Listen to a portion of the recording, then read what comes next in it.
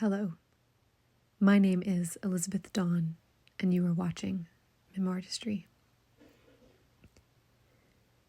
Everything I hold on to has a purpose, a lesson. When the purpose has been fulfilled, mastery gained through practice with patience and discipline, I perform a ritual to prepare the body for release.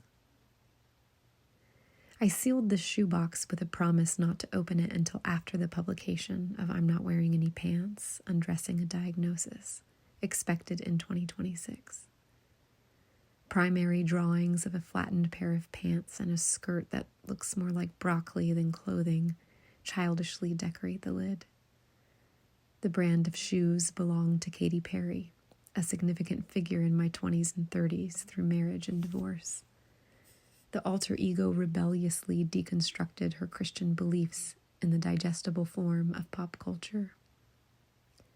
I can grow up and away from this too, in my own way.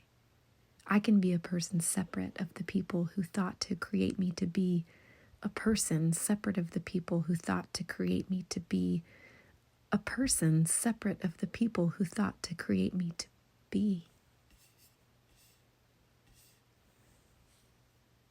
I all but forgot what the box contained, which was the point.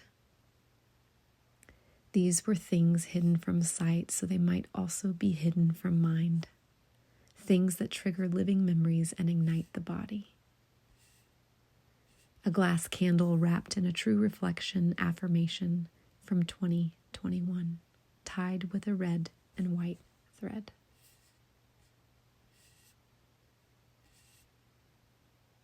A palm-sized, gold-framed school photo of me at 12 years old, father's favorite. It sat on his desk for years. I took it when I last lived with him during COVID. Who says the estranged aren't sentimental? Does sentiment require hope? Hope for what? The only Bible I have is Mother's from her youth, a graduation gift at the ceremony for the Order of the Rainbow for Girls with gold-lined pages.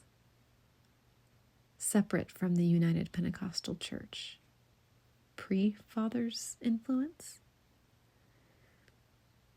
The stack of Bibles collected in my lifetime I left behind in a closet with the parents. Spiritual prison. Those inscribed with notes from my ghosts, the inner children, and those gifted to me as a blessing. A Bible Father preached from, a Bible Mother made notes in, and Grandmother's Bible dedicated to me with a poem on the day of my birth. Raptured, a novel on the second coming of the Lord by Ernest Angley, published in 1950, was handed to me by Brother. He was reading Stephen King, but this wasn't just another horror story. This was a novel interpretation of coming soon true events.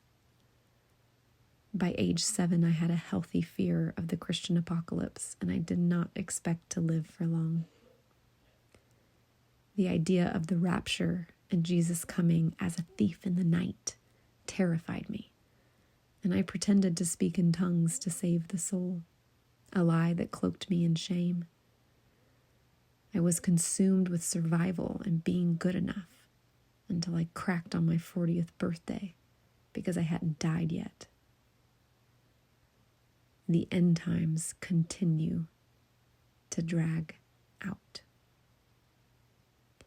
88 Reasons Why the Rapture Could Be in 1988 and On Borrowed Time, 2 books in one, by Edgar C. Wiesnant, is the booklet that circulated the UPC sect creating mass hysteria. I remember week-long revivals requiring daily attendance. I was baptized to cleanse the body of sin so I might get to heaven. Brother did it, and little sister wanted it too. There was no more time to be wasted. Hell is now.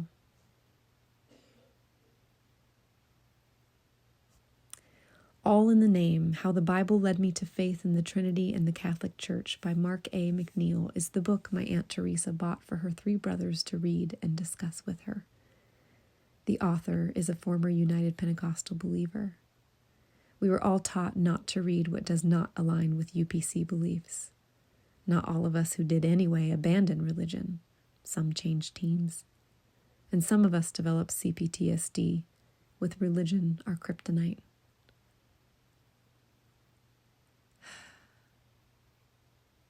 I miss Aunt Teresa.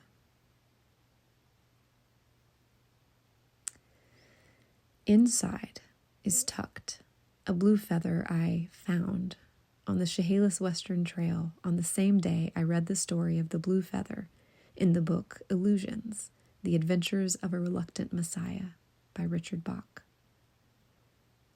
My aunt could appreciate what Father cannot. A bundle of white sage to absorb harmful energy paired with a white quartz for cleansing. Underberg for digestion to ease the pain. A rhino patch to remind of strength in sensitivities. A full matchbox from Anna's in New Orleans, where unconditional love sparked. A collaged rock to ground me in creativity. A hexagon orgonite to generate safety and compassion, achieve balance, and relieve homesickness. And finally, a potpourri coffin, scented with peace and gratitude. These are items only I can apply meaning to and transfer power to control my beliefs. With these items in symbolic ritual, I strike a match, and true love wins. The hellfire that threatens eternal damnation combusts the body to ash. I am present. A true reflection. She is love. This is my true reflection. She is an artist. She is unafraid to love who she loves. She is unafraid to share her love and voice and process with all who choose to listen. She waits patiently, with wisdom and discernment for the invitation. She loves her shadow and the secrets we share in the in-between, for only us. She is slow and graceful, methodical. She can be quick and clumsy, joyful spontaneity. She has good posture and composure. She moves. She is an old soul and she is innocent. She lives the life she loves because she knows her worth and her value. She knows what she needs, what she wants, and expresses without apology. She is a dewdrop and she is a storm. She is the rose petal and she is the thorn. She is wise and drinks from the fountain of youth. She is true. I decided to open the box early to aid the book editing process. I'm Not Wearing Any Pants, Undressing a Diagnosis is the only book I ever wanted to write before I die. The compiled manuscript, only a fraction of 24 years worth of journaling across print and digital mediums, sat at a hefty 675,000 words.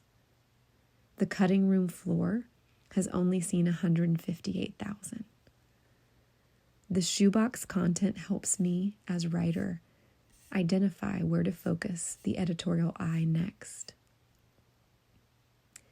May the publication of I'm Not Wearing Any Pants, Undressing a Diagnosis end the spiritual torment, and may death hold no secrets under lock and key.